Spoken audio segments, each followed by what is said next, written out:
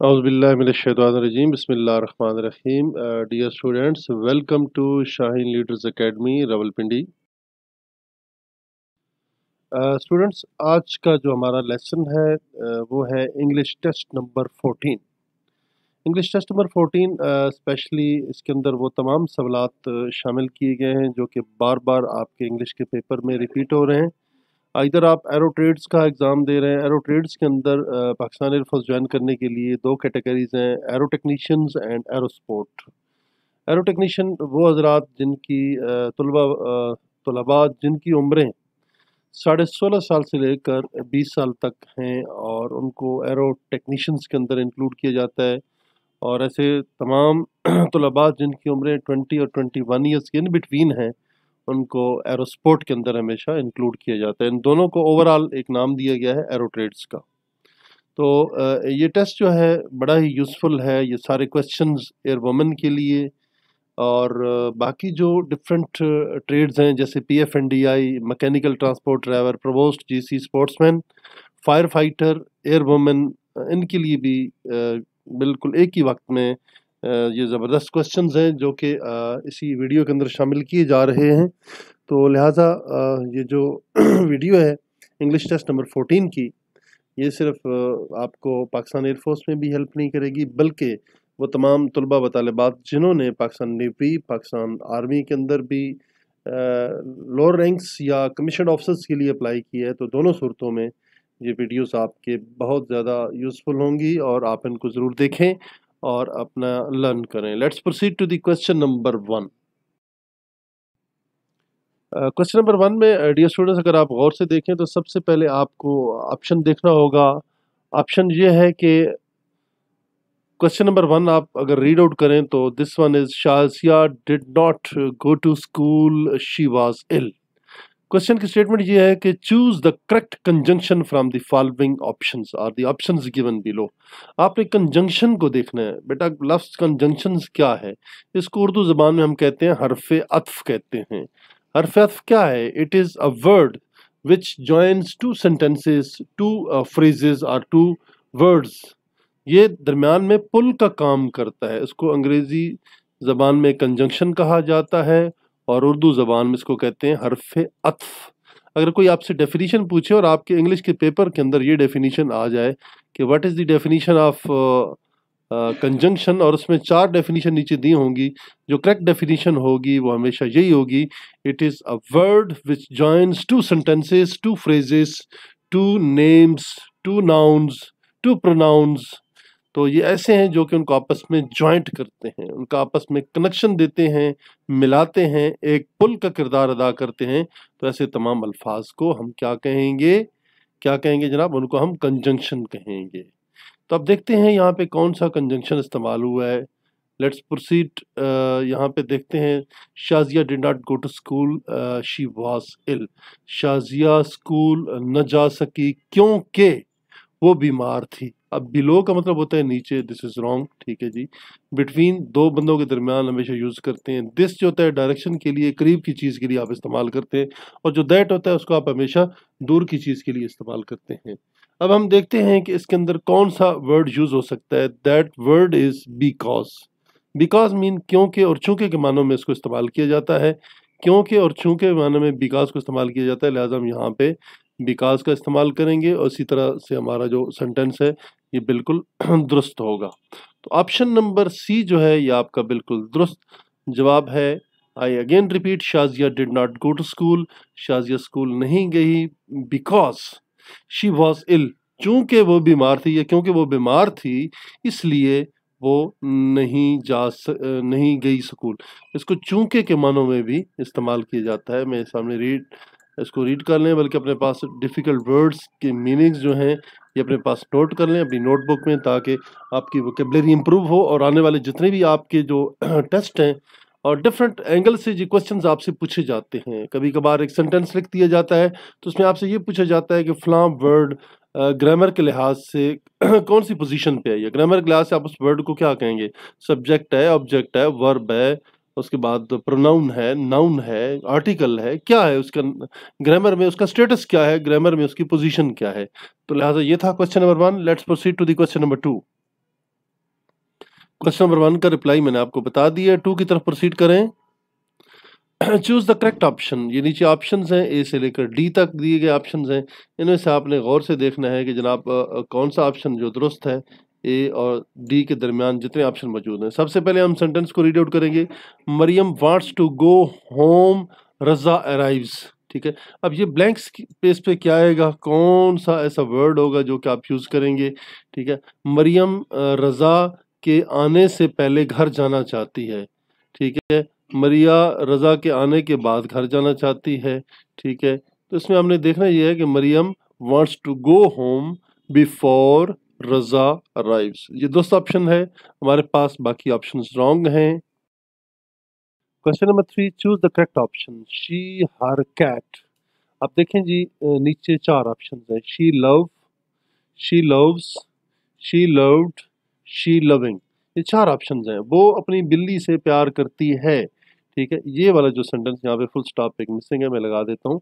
She loves her cat. तो यहाँ पे जो लव है, आप हमेशा जब भी प्रेजेंट इंडेफिनिट फॉर्म होगी, आपके पास टेंस होगी, तो उसमें सब्जेक्ट अगर आपका है ही, शी, इट, नेम और सिंगुलर, तो उसके साथ इस्तेमाल होने वाला जो वर्ब है उसके साथ आप हमेशा एस या ई एस का इस्तेमाल करेंगे। इसके अलावा आप उस पर कोई और वर्ड इस्तेमाल नहीं करेंगे। तो यहाँ पे शी लव्ड, ठीक है जी, ये भी इस्तेमाल नहीं करेंगे। ठीक है, और शी लविंग, ये तो हमेशा कंटिन्यूस फॉर्म के लिए। जो दोस्त ऑप्शन है, ऑप्शन नंबर बी है आपके क्वेश्चन नंबर 3 का। क्वेश्चन नंबर 4 में देखें, choose the correct option. Aslam knows these girls. ठीक है, अब यहाँ पे एस मिसिंग है, थोड़ी सी क्लरिकल मिस्टेक है, मैं यहाँ पे राइट डाउन कर देता हूँ। Aslam knows these girls and, इन लड़कियों को भी जानता है और उनके वालिदैन को। अब देर का मतलब होता है यहाँ, ये बिल्कुल नहीं है। इसको अगर उर्दू ज़बान में हम देखें तो उसको आप कहेंगे। स्टूडेंट्स, इसमें ये आपने बड़ा गौर से देखना है कि आपने इसमें जो ऑप्शंस हैं उनका कैसे इस्तेमाल करना है। करेक्ट ऑप्शन ही इस्तेमाल करेंगे तो उस सूरत में आप कामयाब हो सकते हैं, जैसा कि क्वेश्चन नंबर 3 में हमने किया। और अब हम क्वेश्चन नंबर 4 में देखते हैं कि Aslam knows these girls and, Aslam इन लड़कियों को भी जानता है और उनके वालिदैन को भी अच्छी तरीके। अब देर, अब ये जो देर है, THERE, देर, उर्दू ज़बान में देखें तो यहाँ के मानों में इसको इस्तेमाल किया जाता है। और ये जो दूसरा देर है, उनका, उनकी, उनके, ठीक है, इस मानों में इस्तेमाल किया जाता है, जिसमें किसी किस्म की कोई पोसेशन। इसको हम कह सकते हैं कि ये कौन सा प्रोनाउन है, ये आपका थर्ड पर्सन प्रोनाउन है, दे, देयर, देम, और ये पोजेसिव केस है दे का। ठीक है जी, देम जो है, this is the objective case of they. ठीक है, ये भी आपके पर्सनल प्रोनाउंस हैं। देम मीन उन्हें, उन्हें के मानों में इसको इस्तेमाल किया जाता है। उन्हें उर्दू ज़बान में उन्हें कहते हैं। ठीक है जी, देम। और नेक्स्ट है जी दोज। दीज का जो अपोजिट है दोज, दीज जो करीब की जो चीज़ें हैं उनके लिए दीज का इस्तेमाल करेंगे, और दूर की चीज़ों के लिए, जो वो जो दूर की चीज़ें हैं उनके लिए आप दोज का आप इस्तेमाल करेंगे। जो दुरुस्त ऑप्शन है, ऑप्शन नंबर बी है। Aslam knows these girls and their parents. ठीक है जी। Question number 5, choose the correct option. Wait here I come back. Wait here, until, till, instead और बिफोर। ठीक है, इसमें आपने किसका इस्तेमाल करना है, अनटिल का इस्तेमाल करना है। बाकी तीनों आपके ऑप्शन रॉन्ग हैं। दुरुस्त ऑप्शन आपके पास ए है। Question number 6, choose the correct option. It is 8 o'clock, let on the TV. ठीक है जी, कहते हैं 8 बज चुके हैं, चलो टीवी ऑन करो। Let turn, let turning, let turn, let turns. ठीक है, ये तीनों ऑप्शन आखिर वाले रॉन्ग हैं। ऑप्शन नंबर ए जो है ये बिल्कुल दुरुस्त ऑप्शन है। Question number 7, choose the correct option. I met Ali in is handsome. मैं अली से मिला हूं जो कि एक खूबसूरत इंसान है। हैंडसम मीन खूबरू, खूबसूरत के मानों में इस्तेमाल किया जाता है हैंडसम। आई मेट अली विच, जो कि ये हमेशा बेजान चीज़ों के लिए। अब विच, व्हेन, वाई, हु, हुज, हुम, व्हाट, व्हेन, ये सारे क्या हैं, इंट्रोगेटिव प्रोनाउंस हैं। इनको डब्ल्यू फैमिली भी कहा जाता है। लेकिन इन इंट्रोगेटिव प्रोनाउन का इस्तेमाल कैसे करते हैं वो इंशाल्लाह हम एक अलग से एक वीडियो में डिटेल से देखेंगे। लेकिन यहाँ पे आप इस्तेमाल करेंगे, चूँकि यहाँ पे पर्सनल प्रोनाउन आई का इस्तेमाल किया गया है और यहाँ पे थर्ड पर्सन अली का भी इस्तेमाल, यहाँ पे आप प्रॉपर नाउन भी देख रहे हैं, यहाँ पे वो इस्तेमाल किया जा रहा है। तो लिहाजा जहाँ पे ये प्रॉपर नाउन इस्तेमाल होंगे, ठीक है, तो उनके साथ आप हु का इस्तेमाल करेंगे। व्हेन तो कब के मानों में, एक टाइम के बारे में पूछा जाता है, जहाँ पे टाइम मेंशन किया जाए, किस वक्त, कब, कहाँ, कौन सा महीना, किस साल, ठीक है जी, तो वहाँ पे कब के मानों में व्हेन का इस्तेमाल करते हैं। दैट, जो के, इस मानों में इसको इस्तेमाल किया जाता है। जो हमारा दुरुस्त ऑप्शन है वो है option number B.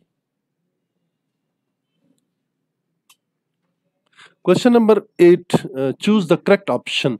Did he apple, did he, अब देखें ये इंट्रोगेटिव सेंटेंस है, लास्ट पे ये क्वेश्चन मार्क कहीं क्लरिकल मिस्टेक की वजह से भूल गया, मैं यहाँ लगा देता हूँ, हाईलाइट कर देता हूँ। ही एट एप्पल, अगर हम कहते हैं कि उसने सेब खाया, क्या उसने सेब खाया? डिड ही ईट, अब जब आप डिड लगाएंगे तो उसके बाद जो आपका सब्जेक्ट होगा, सब्जेक्ट के बाद हमेशा first form of the verb लगेगी। सेकंड फॉर्म, थर्ड फॉर्म या कोई कंटिन्यूअस फॉर्म बिल्कुल किसी सूरत में भी आप नहीं लगाएंगे। इसका जो दुरुस्त ऑप्शन है ऑप्शन नंबर 8 है, did he eat Apple. First form of the verb लगेगी और सबसे पहले जब आप डिड लगाएंगे अपनी इंग्लिश ग्रामर के अंदर किसी भी एक सिंपल सेंटेंस जो प्रेजेंट पास्ट इंडेफिनिट टेंस का है, उसका अगर आप इंट्रोगेटिव बनाना चाहते हैं तो आप हमेशा जब आप डिड लगा देंगे तो ही के बाद आप एट नहीं लगाएंगे, ईटन नहीं लगाएंगे, सेकंड फॉर्म या थर्ड फॉर्म किसी सूरत में भी नहीं लगाएंगे, क्योंकि आप ऑलरेडी इसी पास्ट इंडेफिनिट टेंस में डिड का इस्तेमाल कर चुके हैं। तो लिहाजा ईट का ही ऑप्शन दुरुस्त है, first form of the verb भी आप लगाएंगे। Question number 9, choose the correct option. देखिए जी, you leave this home, could you leave, would you leave, can you leave, should you leave, बाकी सारे ऑप्शंस रॉन्ग हैं। जो ऑप्शन नंबर आपका सी है ये बिल्कुल दुरुस्त ऑप्शन है। Let's see through the computer. Question number 10, choose the correct option. He puts up any of difficult thing, ठीक है जी, कहते हैं जी वो किसी भी किस्म के मुश्किल काम को बर्दाश्त कर सकता है। अब ये जो पुट अप है ये कहाँ पे इस्तेमाल होगा, मैं आपको बता देता हूँ जी। पुट अप का इस्तेमाल कैसे होगा, इसके साथ आप कोई एक इस्तेमाल करेंगे प्रपोजिशन, ठीक है जी। Put up to any difficulty ये भी रॉन्ग है, पुट अप ऑफ ये भी रॉन्ग है, पुट अप अबाउट ये भी रॉन्ग है, और पुट अप विद, ठीक है जी। पुट अप विद एक कंप्लीट आप इसको as a idiomatic phrase use कर सकते हैं और इसका मीनिंग है बर्दाश्त करना, ठीक है जी। We must put up with all difficulties, बर्दाश्त करना, हमें तमाम मुसीबतें और तकालीफ बर्दाश्त करनी चाहिए। बर्दाश्त के माना में इसको इस्तेमाल किया जाता है जनाब, जिसको कहा जाता है कंप्लीट जो वर्ड है पुट अप विद, यहाँ पे इसके साथ विद का आप इस्तेमाल करेंगे तो ये आपका सेंटेंस बिल्कुल दुरुस्त है, कंप्लीट ऑप्शन है, दुरुस्त ऑप्शन है क्वेश्चन नंबर 10 का। Question number 11, choose the correct options. What are you anxious for, क्या आप किस चीज के लिए, ठीक है, वाई आर यू आप भी कह सकते हैं इसके, what are you anxious for कहेंगे, ना कि आप ऑफ, अबाउट या अपॉन कहेंगे। क्वेश्चन नंबर 12 में आई एम सिक, मुझे दिल की बीमारी है, I am sick by heart, I am sick to heart, I am sick in heart, I am sick at heart, ये बिल्कुल भी नहीं लगेंगे जी, ठीक है जी। आप हमेशा इसमें बाई का इस्तेमाल करेंगे, बाकी तीनों ऑप्शंस रॉन्ग हैं। Question number 13, I shall not act compulsion, मैं किसी मजबूरी के तहत कोई काम नहीं करूंगा। I shall not act under compulsion, किसी भी मजबूरी के तहत, मजबूरी में रहते हुए, अंडर इन, अंडर ओवर और एक्ट इन, एक्ट ओवर और एक्ट विद, ये बिल्कुल रॉन्ग ऑप्शन हैं। जो दुरुस्त ऑप्शन है आपका ऑप्शन नंबर ए है क्वेश्चन नंबर 13 में।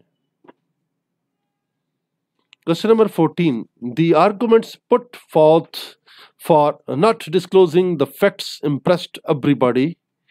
अब आप इसमें देख सकते हैं जी, the specious, the intemperate, the superiors and convincing. Last पे आप देखें तो आपका ऑप्शन नंबर डी है कन्विंसिंग। ऐसे आर्गुमेंट जो किसी को कायल कर लें, मुतमईन कर लें, उसको बिल्कुल अपने फेवर में कर लें, those are known as convincing arguments. Option number D is the correct option to the question number 14. Question number 15, the mother asked that, choose the correct option. why had I spent the money, why I had spent the money, why I spent had money, और D none। Option number जो इसमें B है वो दुरुस्त है, why I had spent the money, क्योंकि उसमें पहले ऑलरेडी हो चुकी थी, बाहर पास्ट थी, तो अंदर की पास्ट को हम पास्ट परफेक्ट में ले गए। Question number 16, Ali asked me to go walk, for walk, to walk, with walk, along a walk. इसके लिए आप हमेशा Ali asked me to go for a walk कहेंगे। ऑप्शन नंबर ए दुरुस्त ऑप्शन है। Question number 17, he reached at Kohat बस, वो कोहाट बजरिया बस पहुंचा। बाई बस इस्तेमाल करेंगे, बाकी तमाम ऑप्शन रॉन्ग है। Choose the correct options. People come to selection center, come to the selection center, in, into, along। Option number A दुरुस्त ऑप्शन है, come to the selection center is the right answer to the question number 18। Question number 19 में है, his brother goes school, his brother goes to school। बड़ा simple सा है, direction show कर रहा है, स्कूल की तरफ जाना, ठीक है, घर की तरफ जाना, हमेशा आप इसके लिए टू का इस्तेमाल करेंगे। Let me this work in the first step, let me do, done, doing, does, let me do first form of the verb लगाएंगे। Option number A correct option है। Question number 21, I appreciate the man gets up early in the morning. मैं उस बंदे को बहुत ज्यादा दाद देता हूँ जो सुबह सवेरे उठता है। हु, हुज, विद और विच, बाकी तीनों ऑप्शन रॉन्ग हैं इसके, ठीक है जनाब। और इसका जो दुरुस्त ऑप्शन है ऑप्शन नंबर ए है, और इसमें जनाब आप देख सकते हैं 21 का right reply. Question number 2, choose the correct option. Salma is living the third floor of this building. Salma is living on the third floor of this building, third floor पे रह रही है। Question number 23, I was watching TV going to bed. I was watching TV before going to bed. अपने bed में जाने से पहले मैं उस वक्त टीवी देख रहा था। Question number 24, choose the correct option. They never let, they are, they not, they do not, they do not. Are जो है इसमें ऑप्शन दुरुस्त है, B option to question number 24। Question number 25, the man and woman are standing, he is talking to.